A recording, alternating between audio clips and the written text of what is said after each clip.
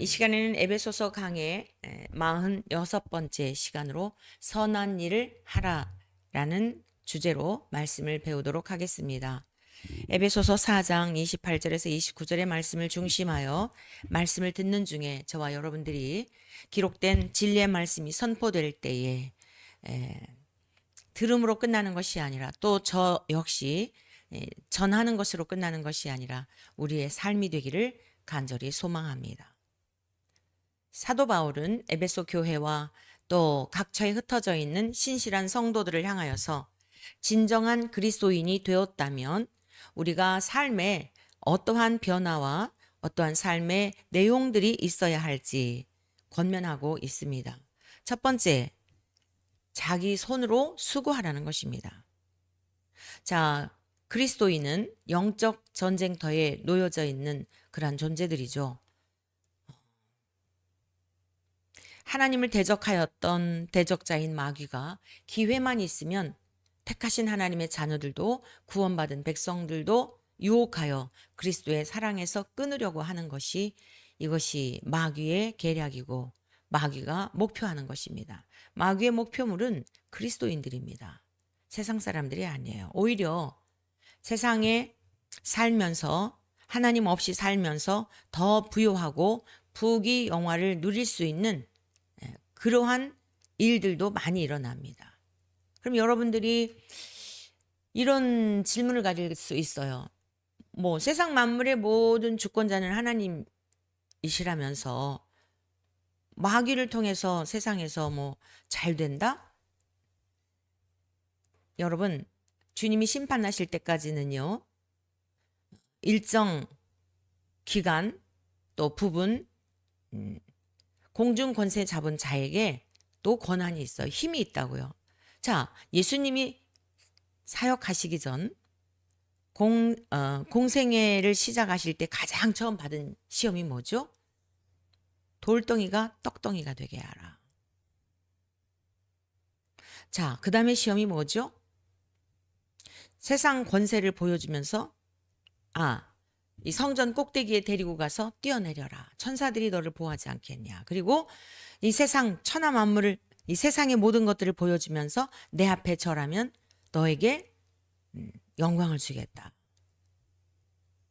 우리의 시험은 사실 여기에 다 들어가 있는 거예요. 물질에 대한 시험. 또 신앙생활하면서 어떤 기사와 이적과 표적을 통하여 내 믿음이 더 잘할 것이다라고 하는 착각들. 그래서 지금 엄청난 이단과 사이비 집단들이 득세를 하고 있는데요. 제가 조금이 아니라 매우 심각하고 우려 있게 생각하는 사람이 있는데 박혁 전도자라는 사람이에요. 정말 그 영상 보면 그 열광하는 사람들 대단하더라고요. 뭐 댓글들도 대단하고 신학한 사람도 아니에요. 그냥 뭐 그 속에 귀신이 있어 귀신을 축사하는 거 사람들을 쓰러뜨리고 뭐 그런 일들인데 여러분 얼마나 예나 지금이나 표적들을 보면서 사람들이 그렇게 쫓아다니는 거죠. 주님께서 분명히 말씀하셨거든요. 말세 경고 그 설교를 통해서 말씀하시기를 그리스도가 여기 있다 저기 있다.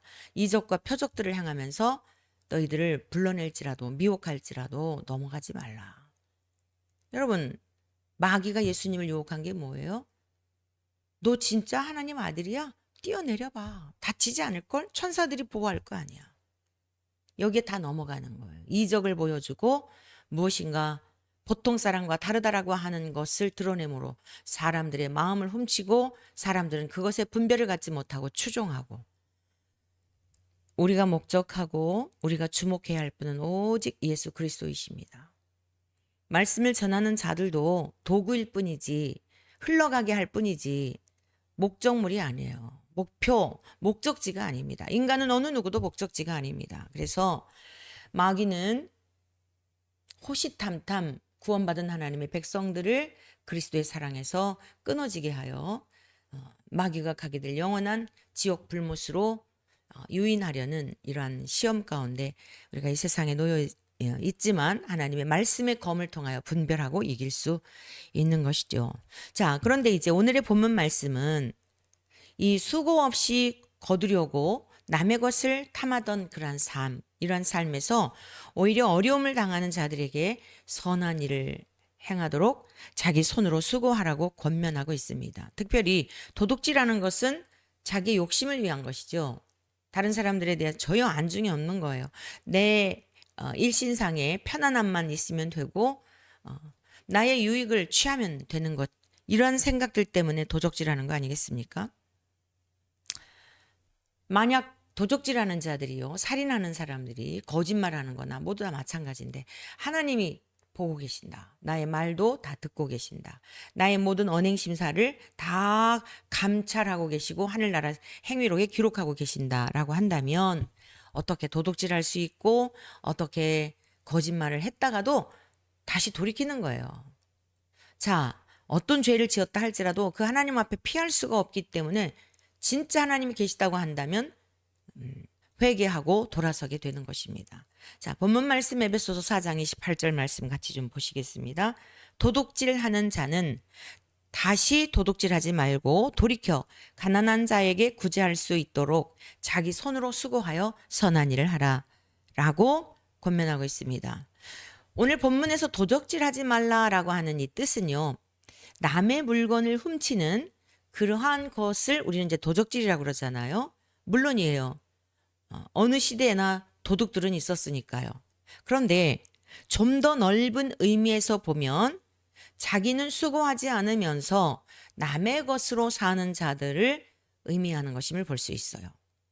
교회 안에도 이런 사람은 언제나 어디서나 있을 수 있다는 말씀입니다. 세대를 초월하여 교회라고 하는 특수한 공동체 속에서 일단 교회 오면 사람들이 굉장히 환영하잖아요. 목회자도 그렇고 교회에 한 영혼이 들어올 때 얼마나 그 마음에 기쁨이 있는지, 우리 주님께서 하나님을 알지 못하였던 영혼이 주님께로 돌아오면 이러한 마음이실까? 그거하고 비교가 안 되겠죠. 훨씬 더 클 것입니다. 그러니까 누구든지 이제 교회에 나오게 되면 환영하고 맞이해주고 이러다 보니 그런 것을 악용하는 사람들이 있어요. 저희도 개척하면서 별의별 사람들 다 만났는데요. 사기꾼도 다녀가고요. 또 어떤 분은 장로님이라 그래요. 장로님이라 그러면서 지나가다가 들렸는데 80년대에 10만 원이면 작은 돈 아니거든요. 80년대 제가 신학교 다닐 때 학비가 40만 원이 안 됐어요. 한 학기 학비가. 근데 자기가 지금 10만 원짜리 수표가 있는데 이거 바꾸지 못해서 그렇다고. 그러면서 잠깐만 10만 원만 근데 급히 쓸 게 있다 뭐 그러면서 10만 원만 빌려달라. 그런 장로라고 하면서 그런 사람도 있었어요. 또 어떤 우리 그 중등부 학생회장이었던 아이의 엄마였는데 우리나라에서 가장 큰 교회, 대형 교회에 다니는 집사였어요. 그때 이제 제가 사모 시절인데요. 사모님이라고도 안 해요. 사모 이러면서 새벽 기도도 열심히 나오고 밤 기도도 열심히 나오고 그러는 거예요. 근데 어느 날 저희가 이제 지하 교회에 있다가 2층으로 이전을 하게 되었거든요. 이제 그 보증금 있던 거 그것을 이렇게 빼가지고 좀 가지고 며칠 동안 가지고 있는 걸 알게 되었어요. 그분이. 그러면서 3일 있으면 돈이 나오는데 지금 이게 막혀서 그렇다. 3일 후에 꼭 나오니까 400만 원만 빌려달라. 교회 보증금이거든요. 그 80년대에 있었던 일들이에요. 별의별 사람 다 다녀갔어요. 그러면서 그 400만 원 빌려달라는 거예요. 3일 후에 꼭 갚아주겠다는 거예요. 이것은 하나님의 돈이지 우리 개인의 돈이 아닙니다. 그리고 교회에 이전하기 위해서 이제 우리가 잔금을 지불해야 할 금액이기 때문에 빌려주거나 뭐 일체 우리가 이거에 대해서 손을 쓸 수 있는 그런 재물이 아닙니다. 이건 하나님 것입니다. 그랬더니요. 섭섭해가지고 그때부터요. 딱 새벽기도도 안 나오고 아예 발도장도 안 찍더라고요. 별 사람 많았어요. 정말. 신문에 난 사기꾼도 다녀가고요. 하나님의 은혜가 아니었으면 어려운 일 많이 당할 뻔 알았겠죠. 자, 교회 안에는 이런 부류의 사람들이 어디서나 언제나 세대를 초월하여 있을 수 있다는 거예요. 바울은 이미 이 초대교회 안에서도 막 자기의 그 재물들을 다 팔아 바치고 초대교회 이런 일들이 막 일어났었잖아요. 근데 이제 복음이 확산이 되면서 주님을 만났던 목격자들이 이제 점점 죽어가기도 하고 처처의 교회가 세워지기도 하고 별의별 사람들이 다 이제 들고 날고 그랬겠죠. 그래서 자기가 노력하지 않고 게으르면서 남의 것을 가지고 이렇게 그 이득을 취하고자 하는 이런 사람들에 대하여 경계하고 있는 그런 의미도 있다는 것. 남의 것을 도적질하는 것도 있지만 이렇게 다른 사람에게 피해를 주면서까지 자기의 유익을 구하려고 하는 이런 사람들에 대한 것을 경계하고 있는데요. 좀 더 이 바울 사도가 어떤 의도로 이런 말씀을 하였는지 살펴보기 위해서 데살로니가 후서 3장 6절 말씀을 좀 보겠습니다. 데살로니가 교회를 향한 편지인데요. 형제들아, 우리 주 예수 그리스도의 이름으로 너희를 명하노니 게으르게 행하고 우리에게서 받은 전통대로 행하지 아니하는 모든 형제에게서 떠나라. 네. 바울 사도가 가르쳤고 삶으로 보여주었는데, 자, 교회 안에 어떤 사람들이 있었던 걸 알 수 있어요? 게으르게 행하고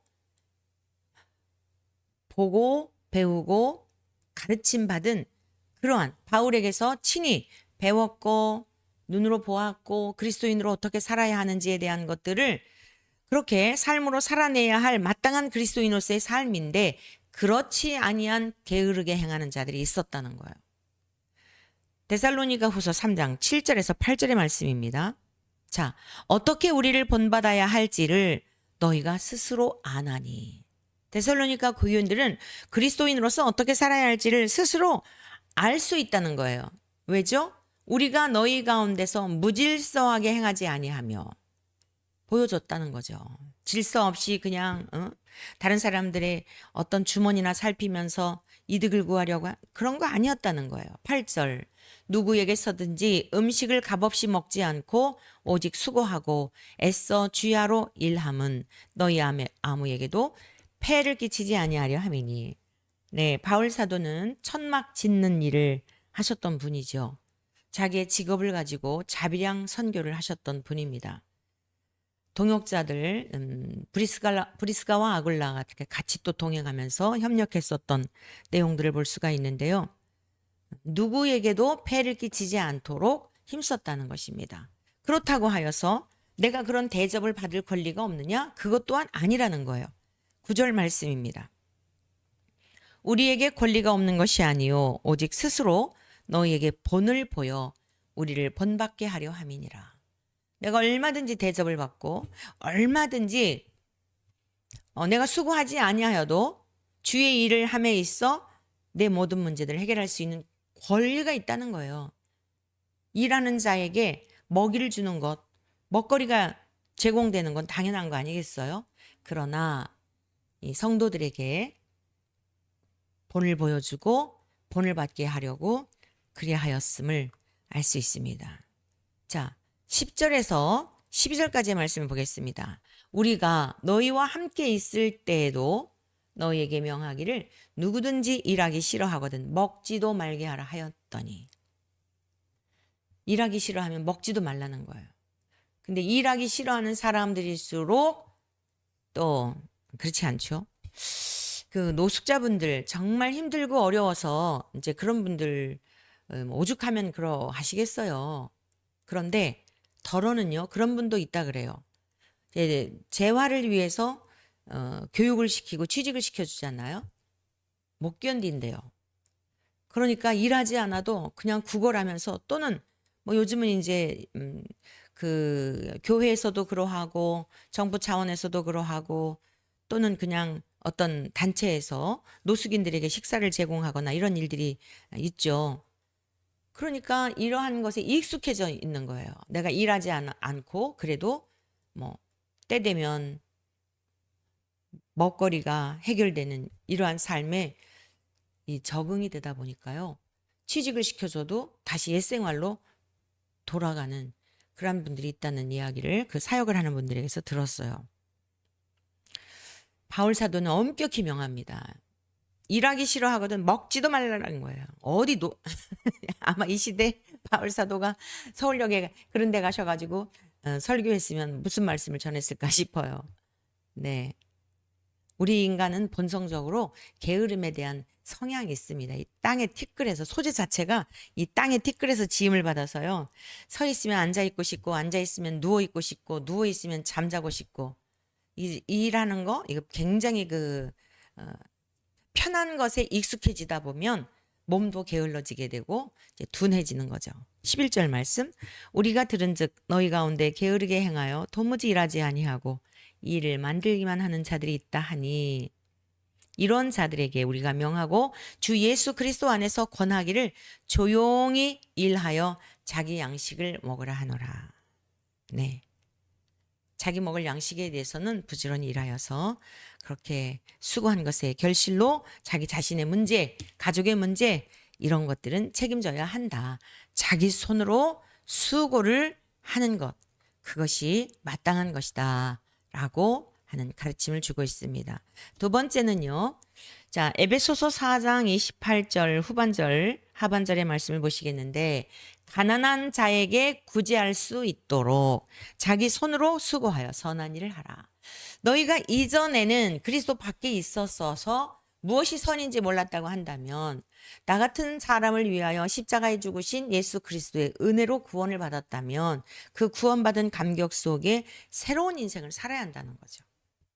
특히 가난한 자에게 구제할 수 있도록 자기 손으로 수고하여 선한 일을 하라 그랬잖아요. 여기서 선이라는 이 단어 제가 몇 차례 말씀드린 기억이 나는데 이 선이라고 하는 것은 윤리적이거나 도덕적으로 생각하는 차원의 선이 아니에요.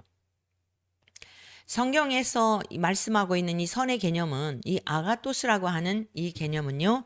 은혜, 좋은 것들 간략하게 말씀해서 그런 의미가 있어요. 즉 하나님의 은혜를 입은 자가 되었다면 그러니까 우리가 선을 행하는 거, 누구에게 밥을 제공하고 봉사활동을 하고 하는 거 교회 다니지 않는 분들도 그런 일 하세요. 여러분 연예인들 예체능에 종사하는 분들, 일반인들 신앙과 상관없이 얼마든지 이런 일 할 수 있습니다. 그런데 성경에서는 그것을 선이라고 말하지 않아요. 예수 그리스도를 믿어 선하신 주님과 연합이 된 그 성도들이 구원받은 육체를 입고 있잖아요. 우리가 이 땅에. 근데 우리 주님은 이제 영으로 역사하고 계시죠. 성령님으로. 성령님이 우리 안에서 인도하시고 깨닫게 하시고 지시하시고 도울 자에 대해 생각나게 하시고 그래서 우리가 식사를 대접을 하든 봉사활동을 하든 그러한 행위가 이전하고는 다르다는 겁니다.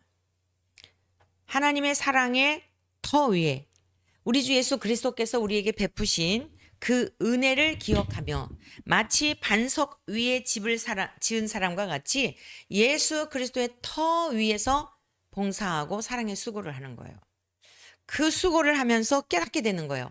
와, 이건 내가 하는 게 아니구나. 진짜 하나님이 하시는 일이구나. 여러분, 주님 앞에는 공짜가 없다는 거 아시죠? 주님의 이름으로 행하는 일들에 있어서는 우리가 자라가는 과정에 있다 할지라도요. 결코 헛됨이 없다는 것을 깨닫게 되었어요. 오늘 아침에 이제 딸하고 톡을 주고받으며 내용을 알게 되었는데 우리 노원구에 있는 그 감자탕 교회에서 한 20여 명이 이제 쿠바에 단기 선교를 간다고 해요. 아마 돌아오는 주일 아마 출국할 것 같은데 저희 딸이 먼저 이제 갔었잖아요. 물론 이제 이 노선은 다른 비행을 다른 항공사를 이용하지만 결과적으로는 똑같은 거 아니겠어요? 자, 우리 딸이 비자가 나오질 않아갖고 비자에 대한 잘못된 정보로 인해서 그리고 또 그 공항에 있는 그 에어프랑스 그쪽 직원의 또 잘못된 안내를 굉장히 고생을 했고 3일 동안을 뜻하지 않게 프랑스에서 체류했지 않습니까? 이제 이 사건이 다시 오게 될 선교팀들에게 이제 이런 관계들을 현지에 계신 목사님이 안내해 주어서 한국에서 비자를 영사관에 가가지고 다 이게 사서 올 수 있도록 그렇게 다 조치를 취했다 그래요. 한번 생각해 봤거든요. 여러분 20여 명이 그 일을 당했다고 생각해 보세요. 숙박비며 우왕좌왕하며 얼마나 그 인솔하는 목사님은 정말 얼마나 혼미했겠어요. 제가 아마 인솔자였다 하더라도 그럴 거예요. 이 기가 막힌 상황이거든요. 20명이 그 비자 문제가 거기서 해결이 될 줄 알았는데 그러지 않아가지고 비행기를 못 탔다고 한번 생각해 보시라고요. 지금 저쪽에는 전부 일정이 다 잡혀 있잖아요. 와, 그래서 진짜 하나님이 행하시는 일은 너무 놀랍다. 너를 선발주자로 먼저 보내셔가지고 후발 때가 편안히 올 수 있도록 그랬구나. 그리고 그 공항에서 검사를 안 했다고 그랬잖아요. 비자 검사를 안 했다고 그랬죠. 그리고 그냥 들어가면 큰일 나는 거죠. 왜냐? 집으로 찾아왔더라잖아요. 한 달도 안 됐는데 이민국에서 와가지고 비자 보자 하고. 법이라는 게 이렇게 무섭고요. 또한 법의 테두리 안에서 우리가 지켜야 할 것은 꼭 지켜야 한다는 거. 아, 이런 거 없어도 되구나 하고 다음에 그냥 갔다가 낭패를 보게 되겠죠.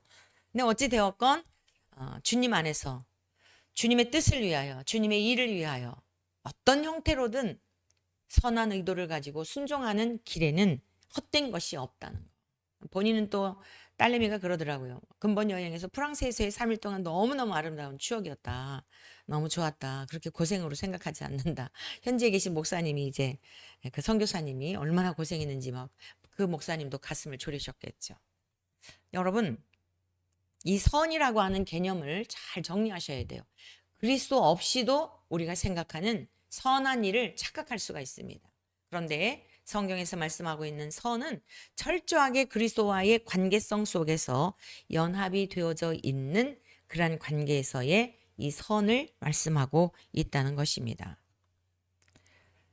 예수님께서 말씀하셨는데 우리가 하나님의 은혜를 입은 자가 되었다면 반드시 우리도 주님을 본받아서 그러한 삶을 살아내게 되어 있어요. 주님 말씀하신 요한복음 5장 17절의 말씀을 살펴보겠습니다. 예수께서 그들에게 이르시되 유대인들에게 말씀하신 겁니다. 내 아버지께서 이제까지 일하시니 나도 일한다. 여러분, 성부 하나님, 성자 예수님, 성령님 정말 부지런하세요. 성실하신 분이세요. 뭐 하나님이니까 말씀만 하면 다 되잖아. 성자 예수님을 보내주셔서 성부 하나님의 마음이 어떠하셨을 거예요. 여러분 뭐 마음이 어땠을 것 같습니까? 사실 이 부모와 자녀의 관계를 통해서 가장 큰 유익은 하나님과 우리와의 관계를 배우는 것이라고 그랬잖아요. 항상 곁에 34년 동안 곁에 미국에 이제 있었던 한 2, 3년 빼고 나면 거의 같이 붙어 있었죠. 이제 떨어져 있다 보니까 많은 것들을 생각하게 되더라고요. 그러면서 이 부모의 마음 안에 모르겠어요. 제 안에 제가 원하는 어떤 형태의 그런 모습으로 살아내기를 바라는 각 부모님들이 다 그런 게 있을 거예요. 존재 자체로 용납하고 사랑하고 그런 게 아니라 어떤 틀을 만들어서 그 틀 안에서의 살기를 바라는 이러한 모습들이 부모님들에게 있는 거 아닐까요? 저만 그런 걸까요? 그런 모습들이 저도 좀 비춰지더라고요. 사실 우리가 부모와 자녀의 관계에 있어서도 해야 할 것은 뭐냐? 존재 자체로 사랑하는 거예요. 여러분, 하나님이 우리를 존재 자체로 사랑해 주셨어요. 여러분 성질 어떤 것 같으세요? 스스로 생각해도 참 좋은 성질이다 생각하시나요? 그건 착각이에요. 어느 누구도 50보 100보 온전한 성품을 가진 자가 없어요. 다 뭐가 나 있고 상처투성이고 흠집투성이에요. 근데 주님이 우리를 있는 그대로 사랑하셨어요. 자, 이런 걸 누가 지금 깨닫게 하시는 거죠? 성령님이 깨닫게 하시는 거예요. 지금까지 우리 주님이 이 땅에 육체를 입고 오셨을 때에 아버지께서 지금까지 일하시니 나도 일한다 하셨지만 성부와 성자 하나님이 사역을 쉬고 계신 게 아니라 예수님께서 성부 하나님을 나타내시고 보이셨던 그 사랑을 지금은 성령님이 우리 안에 믿는 자들 속에 내주하셔서 예수님과 그러니까 성부와 성자와의 관계에 대한 친밀한 교제와 관계에 대한 얼마나 사랑하셨는지에 대한 것들을 깨닫게 하시고 전 존재적으로 알게 하시고 그럼에도 불구하고 성자 예수님을 보내주셔서 우리를 얼마나 사랑하셨는지를 성령 하나님 우리 안에서 일하고 계시기 때문에 깨닫게 되는 겁니다. 정말 흠이 많고 사랑받을 자격 전혀 없는 우리들을 하나님이 존재 자체로 사랑해 주셨어요. 우리는 그렇게 사랑하지 못하는 거예요. 그래서 내 기준에 맞지 아니하면 다 칼날로 잘라내죠. 정죄하고. 우리 하나님은 그렇게 사랑하시지 않았다는 거예요. 우리를 고치시기 위해서. 부모가 자식 못 고쳐요. 누가 고칩니까? 여러분 자신도 여러분의 습관 못 고쳐요. 내가 이러면 안 되겠다라고 하지만 여러분 고친 적 있나요? 못 고칩니다.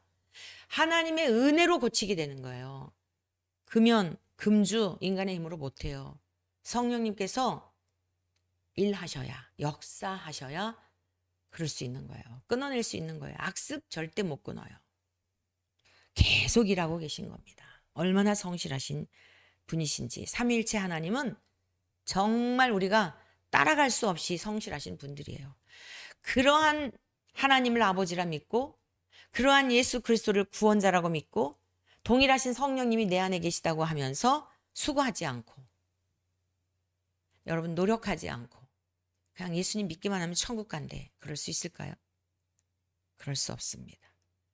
우리 모두 명심해야 합니다. 내 아버지께서 이제까지 일하시니 나도 일한다. 저와 여러분들의 고백이 되어야 할 것입니다. 언제까지요? 죽음 앞에 이르를 때까지. 정말 육체는 고단하고 네. 목회자들이 보통 월요일날 피곤하다는데 우리는 월요일날 긴장해가지고 피곤을 느끼기도 전에 그래요. 근데 화요일이 되면 정말 육은 육인지라 많이 고단한 게 느껴져요. 그래도 성삼위 하나님께서 성실함으로 일하시는 거에 명함도 못 내밀어요. 우린 그렇게 죽음에 이를 때까지 이 땅에서 성실함으로 하나님을 경외하고 맡겨주신 일들을 감당하다 주 앞에 이르러야 할 줄로 믿습니다. 자, 세 번째 우리가 어떻게 선한 일을 할 수 있을까? 더러운 말은 입 밖에도 내지 말라. 본문 말씀 에베소서 4장 29절의 말씀입니다. 무릇 더러운 말은 너희 입 밖에도 내지 말고 오직 덕을 세우는 데 소용되는 대로 선한 말을 하여 듣는 자들에게 은혜를 끼치게 하라. 여러분 옛 속담에 말 한마디로 천냥빚을 갚는다 그러잖아요. 사실 우리가 인심을 얻고 인심을 잃고 좋은 관계가 유지가 되고 그렇지 못한 거 보면 전부 말 때문이에요. 말로 상처를 주고 툭 내뱉은 말이 평생 그 사람에게 비수가 되어서 자존감이 상실이 되고 기가 꺾여서 어렵게 사는 그런 사람들도 주변에서 보았어요. 내가 무심결에 내뱉은 말이 상대방에게 상처가 되고 상대방에게 굉장히 고통을 주는 그런 말들인데 그럼 우리가 죽을 때까지 말에 실수가 없을까요? 아닙니다. 말에 실수가 없으면 온전한 자라 그랬어요. 우리가 다 온전하지 못한 게 말을 통해 나타나는 것입니다. 자, 여기 보면은요. 무릇 더러운 말은 너희 입 밖에도 내지 말고 그랬잖아요. 4장 29절에. 여기서 더럽다라고 하는 것은 썩은, 무가치한, 나쁜, 부패한이라는 뜻이에요. 더러운이라는 것은 썩은, 생명력이 없는 거죠. 썩은 건 어떻죠? 악취가 나죠. 그러니까 예수 그리스도와 연합이 되어 그리스도의 것을 가지고 흘러가게 하면 치유하고 힘을 얻고 격려가 되고 위로가 되고 그 뿌려진 씨앗이 나중에 30배, 60배, 100배의 결실을 맺게 되거든요. 측량할 수 없어요. 그런데 이 더러운 말은 사람들을 죽이고 길을 꺾고 상처를 주고 악취가 나고 무가치한 것이라 해서 무가치한 가치가 없는 내용들이라는 거예요. 나쁘다라고 하는 것은 타자와의 관계 속에서 늘 그 오고 가는 용어들 아니겠어요? 자기 혼자 가만히 있는데 뭐 누구에게 나쁘게 하겠어요? 나와 너와의 관계 속에서 이런 더러운 말들을 내게 되는 것입니다. 그리고 부패한이라고 하는 뜻이 있어요. 부패한. 지금 대한민국 교회를 떠들썩하게 하고 심히 염려케 하는 일들이 있죠. 강단에서 선포되는 말씀들이 이거는 도저히 하나님의 말씀이라고 할 수 없는 정말 기가 막혀요. 하나님 나한테 까불면 죽어. 자기 자신을 일컬어 성령의 본체 막 이런 것들이 전부 악취가 나고 무가치한 것이고 썩은 그 속에 탐심과 악독이 가득하여 뱉는 것이나 뭐가 다를까요? 어떻게 하나님 앞에 나한테 까불면 죽어라는 말을 할 수가 있죠? 하나님이 살아계신 것을 믿는다면 하나님 두려워서 절대 그럴 수 없어요. 우리가 하나님을 경외한다는 것은 두려워하다는 뜻이거든요. 두려움이 없기 때문에 내가 지금 신이 되어 있기 때문에 많은 사람들이 추종하고 말 같지도 않은 소리를 해도 아멘 하면 화답하고 이러니까 우쭐해져 가지고 모두에게 다 있어요. 우리들에게도 그런 성향이 있어요. 더 답답한 게 뭐냐? 목회자들까지 빠져 있다는 거예요. 그 조금만 들여다보면 이건 아닌데 알 수 있을 텐데 너무 답답한 안타까운 내용입니다. 기도해야 합니다. 더 이상 이런 악한 일들이 이런 집단들이 더 거대해지면 그럴수록 문제가 생겨요. 가정이 해체가 되고 그뿐만이 아니에요. 거기만이 그런 게 아니에요. 다른 데도 마찬가지예요. 거듭나지 않은 상태에서 무슨 일을 하게 되면 반드시 그 둑은 무너지게 돼 있어요. 당장은 아니지만 언젠가는 나타나게 돼 있어요. 그래서 여러분 주변에 제 주변에도 좀 우려가 되는 그런 그 공동체들이 있는데 주님께 기도할 뿐이에요. 성령으로 행하는 것이 아니라면 하나님께서는 반드시 그걸 끝나게 하는 정도가 아니라 그 일에 가담했던 자들이 수치를 당하게 되는데 문제가 있는 거예요.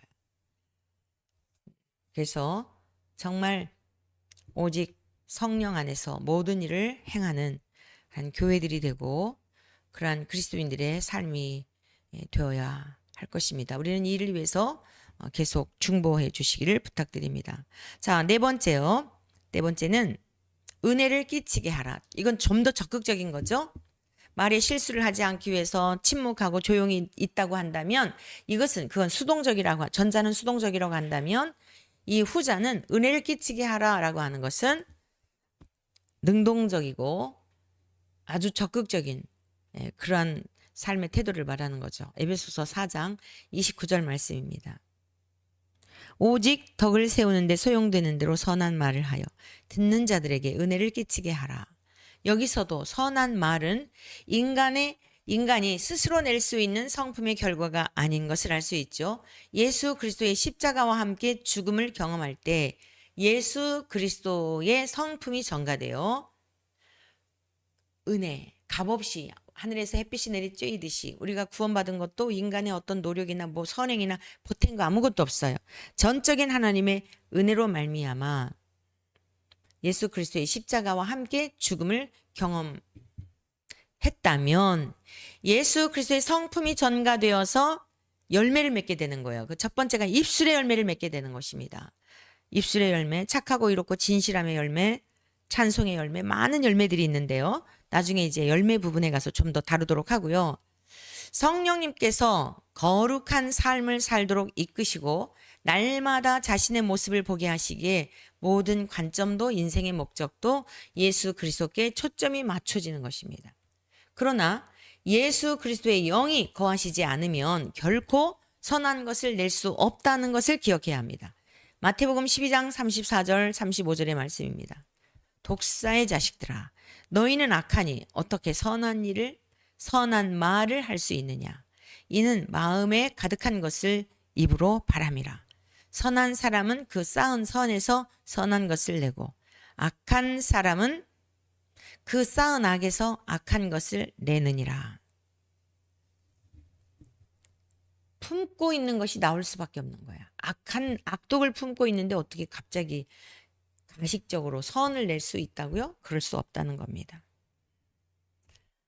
우리가 살아가는 이 시대는 정말 혼탁한 시대입니다.